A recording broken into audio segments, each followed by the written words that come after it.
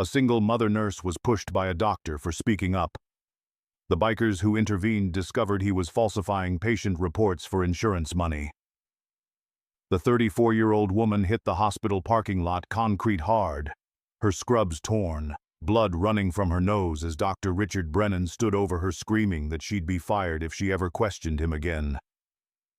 What those bikers saw in that parking lot would expose a fraud scheme that had killed 7 patients and stolen $3 million from insurance companies. My name is Victor Rampage Torres, and I've been president of the Road Warriors Motorcycle Club for 11 years. We were at County General Hospital visiting our brother Diesel, who'd broken his leg in a riding accident. That's where we saw it happen. A woman in blue scrubs, backing away from a man in a white coat. His face red with rage, her hands up in a defensive position. And then he shoved her. Hard. She went down like she'd been shot. The parking lot was full of people. Hospital staff, visitors, security guards. Nobody moved. They just stared. Like they were watching a car accident and couldn't look away but couldn't help either. That made me angrier than the assault itself. Tank, our sergeant at arms, was already moving. 6'6", 280 pounds, covered in tattoos and scars from 2 tours in Afghanistan. He reached the doctor in 4 strides. "You just assaulted that woman," Tank said, his voice deadly calm. Dr. Brennan turned, his expression shifting from rage to contempt. "This is hospital business. I suggest you mind your own." "You made it my business when you put hands on someone half your size," Tank said. He helped the woman to her feet. Her nose was bleeding. Her lip was split. She was shaking. "I'm fine," she said quickly. Too quickly. The way people say they're fine when they're terrified. "Please, just... I'm fine." "You're not fine," I said, walking up with Cruz, Snake, and 4 other brothers. "That man assaulted you. We all saw it. Security cameras saw it. You need to file a report." Dr. Brennan laughed. "Do you know who I am? I'm the chief of surgery at this hospital. I have 30 years of experience.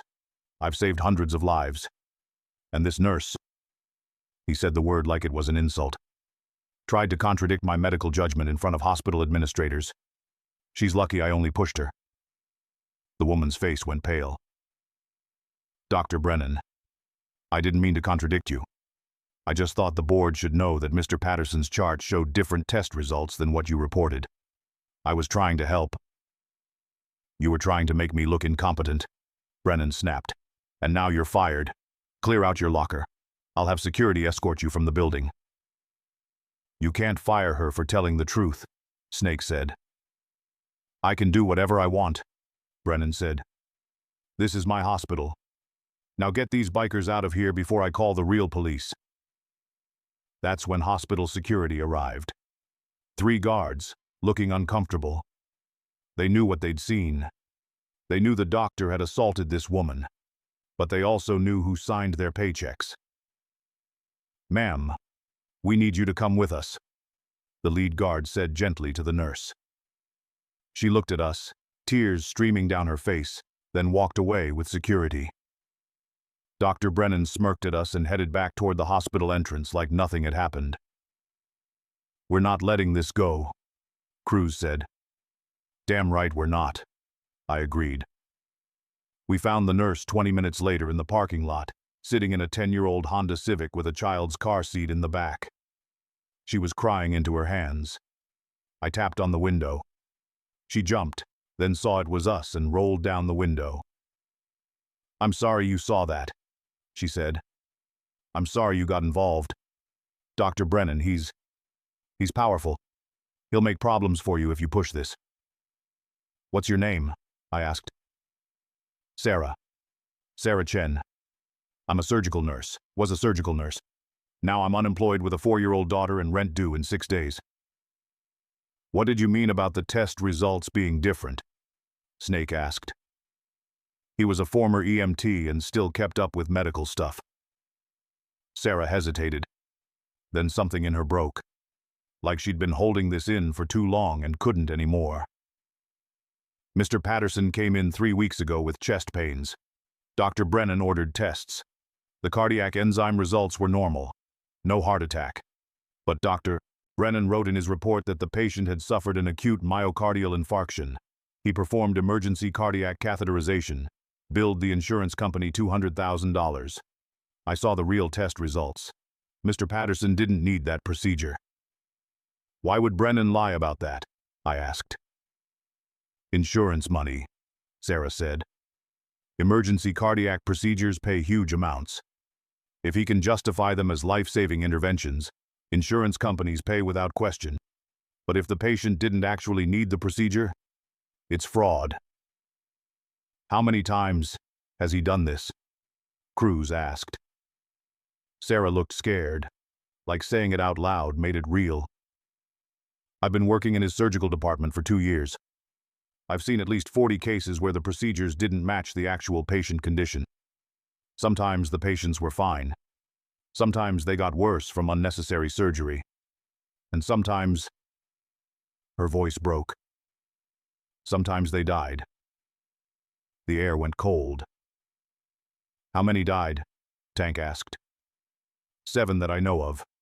Elderly patients who underwent unnecessary surgeries. Trauma patients who got procedures they didn't need.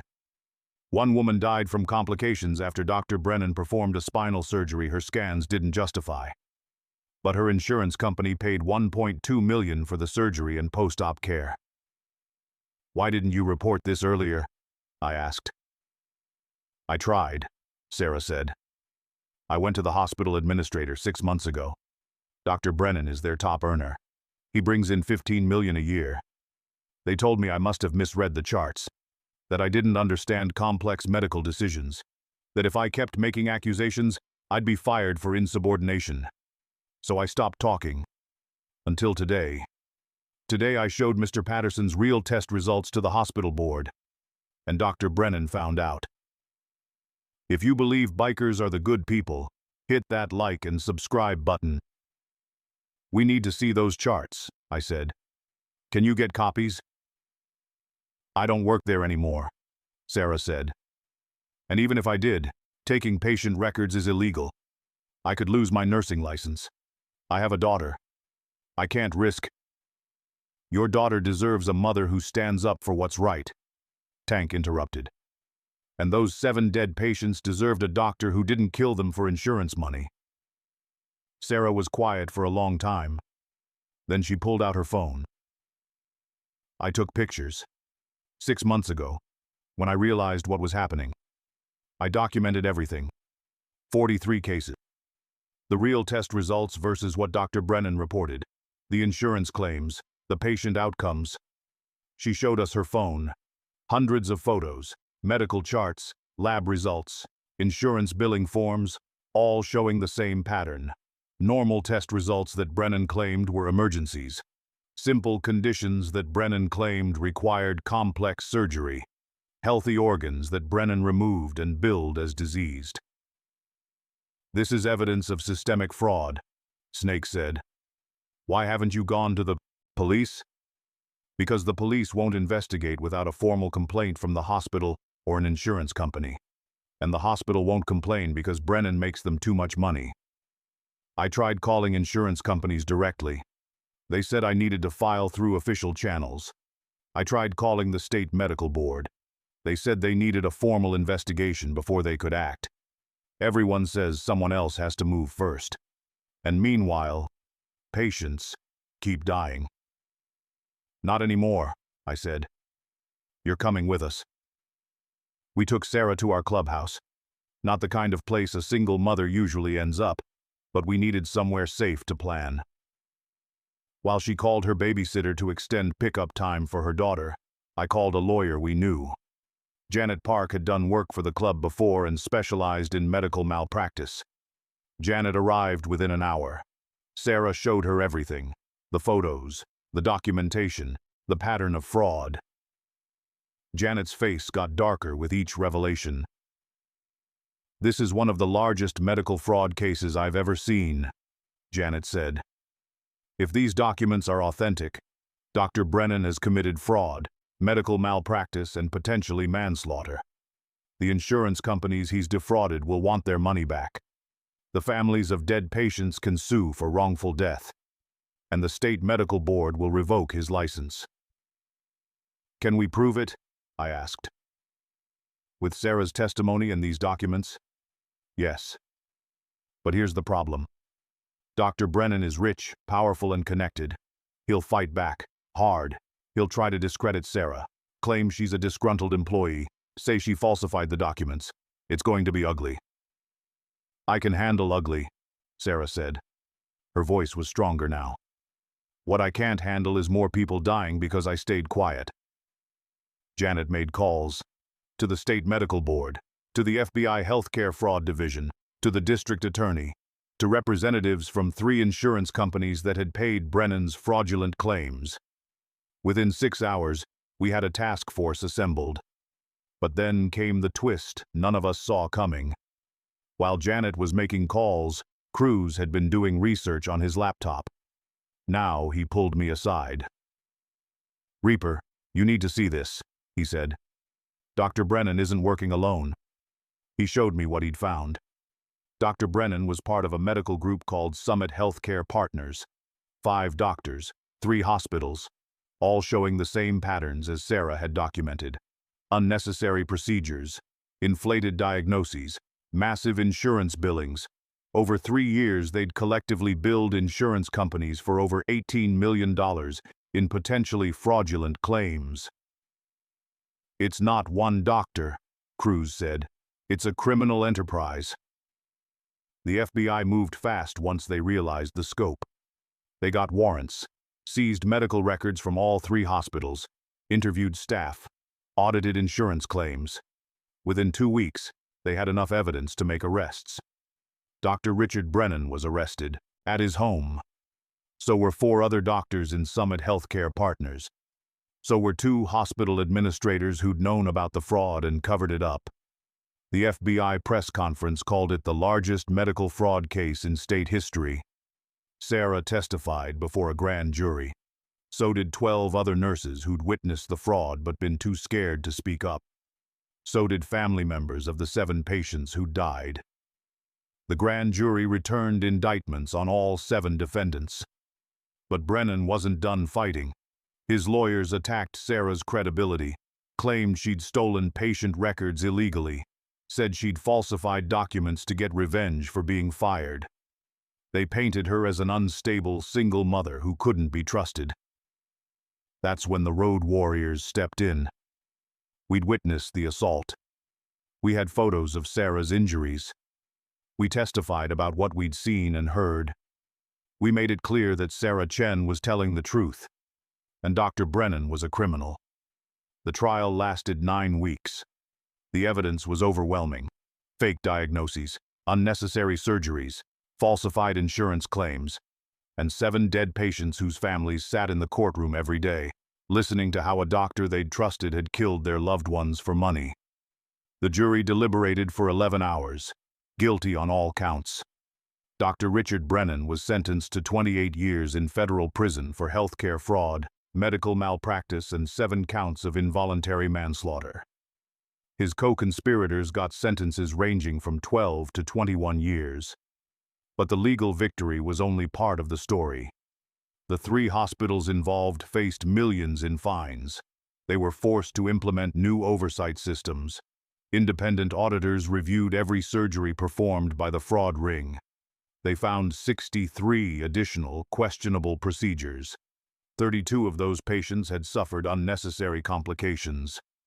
7 more had died. The insurance companies recovered $12 million from Brennan's assets and the hospital's malpractice policies. That money was distributed to victims' families as restitution. It didn't bring anyone back, but it meant Brennan died broke, stripped of everything he'd stolen.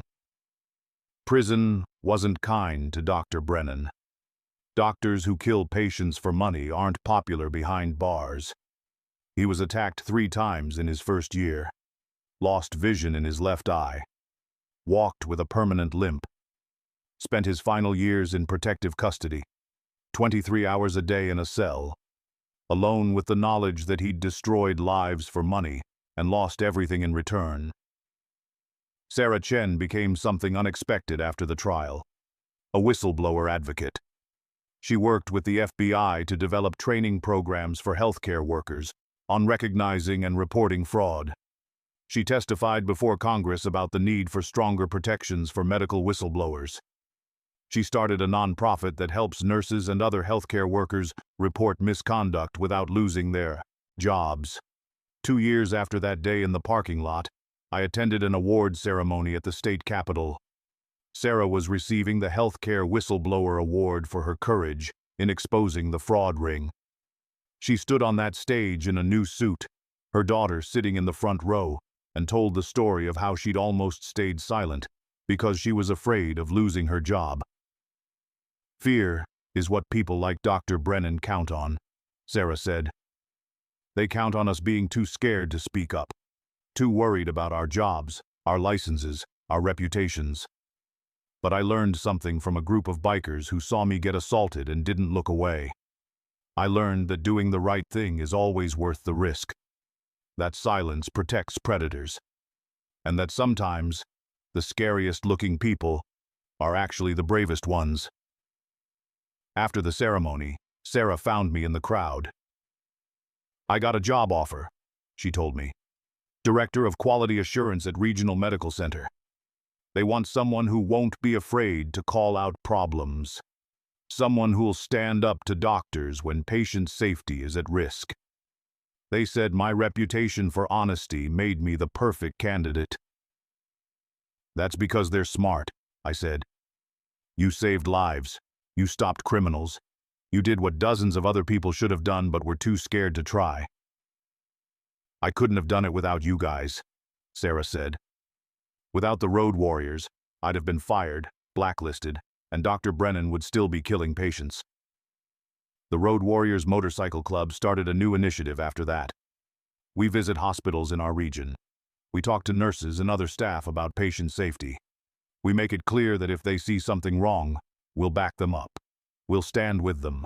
We'll make sure they're protected while they do the right thing. Sarah's daughter is 6 now. She draws pictures of motorcycles and tells everyone her mom is friends with bikers. Sarah brings her to our annual charity ride every year. Last year, the little girl wore a Road Warriors t-shirt and waved at everyone from the back of Sarah's bike. Dr. Richard Brennan is 73 years old now. He has 23 years left on his sentence. He'll die in prison, forgotten except as a cautionary tale about doctors who prioritize profit over patients. His name is used in medical schools as an example of healthcare fraud. His case is studied by FBI agents learning to investigate medical crimes. His face appears in ethics courses as a warning. Sarah Chen is 36. She's the director of a major hospital quality assurance program. She's saved countless lives by implementing systems that catch fraud and medical errors before they harm patients. She speaks at conferences. She trains healthcare workers. She makes sure that what happened at County General Hospital never happens anywhere else. And every year, on the anniversary of that day in the parking lot, Sarah comes to the Road Warriors Clubhouse. She brings dinner for all of us. We sit around talking about bikes and life, and how strange it is that a doctor assaulting a nurse in a parking lot led to the exposure of an $18 million fraud ring. "You know what I think about?" Sarah said last anniversary. "All those other nurses who saw what Dr. Brennan was doing. They knew. Some of them told me later they'd suspected for years. But they stayed quiet because they were afraid. And people died because of that silence." "You broke that silence," Tank said. "That takes real courage." "No," Sarah said. "Real courage is what you guys showed. You were just visiting a friend in the hospital. You could have walked away. Could have said it wasn't your problem. But you didn't. You saw someone being hurt and you stopped it. That's what heroes do." The Road Warriors aren't heroes. We've made mistakes. We've lived on the wrong side of the law. We've done things we're not proud of. But when we saw Dr. Richard Brennan assault Sarah Chen in that parking lot, we didn't hesitate. We didn't weigh the consequences. We didn't worry about taking on a powerful doctor. We just did what was right. We protected someone who couldn't protect herself. We stood up to a predator in a white coat who thought his position made him untouchable. We helped expose a criminal enterprise that had killed 14 people and stolen millions of dollars. And we proved that sometimes justice comes on two wheels. That sometimes the people in leather and tattoos are more trustworthy than the ones in suits and white coats. That sometimes the scariest-looking men in the room are the safest ones to turn to when the respectable-looking man is actually a monster. Dr. Brennan thought his 30 years of experience and his position as chief of surgery made him immune to consequences. He thought he could push a nurse to the ground in front of witnesses and nothing would happen. He thought nobody would believe her if she accused him of fraud. He was wrong, because he didn't count on 6 bikers who cared more about what was right than what was convenient. He didn't count on Sarah Chen being brave enough to risk everything to stop him. And he didn't count on a system that, when finally forced to act, would bring him down harder than he ever imagined. 7 patients are dead because of Dr. Brennan's fraud. 14 total if you count the additional cases discovered during the investigation. Their families will never get them back. But at least they got justice. At least they know the truth. At least Dr. Brennan will spend the rest of his life paying for what he did. And Sarah Chen. She's living proof that whistleblowers can win. That standing up to power is possible. That speaking truth to authority isn't just brave, it's necessary. That the risk is worth it when lives are at stake. The road warriors taught her something that day in the parking lot. We taught her that she wasn't alone. That people would stand with her. That doing the right thing attracts the right kind of backup. And she taught us something too. She taught us that courage comes in many forms. That sometimes the bravest person isn't the biggest or the toughest. Sometimes it's a 34-year-old single mother who risks everything to save strangers. Who takes on a powerful doctor and a corrupt system. Who refuses to stay silent, even when silence would be safer. That's the kind of courage that changes the world. That saves lives. That stops monsters. And that's the kind of courage the road warriors will always protect. Because that's what brotherhood means. Standing up for people who stand up for what's right. Even when it's hard. Especially when it's hard. Sarah Chen stood up. The road warriors stood with her. Justice was served. And 14 families got answers about why their loved ones died. That's what matters. That's what we ride for. That's what makes it all worthwhile. Like and subscribe for more stories.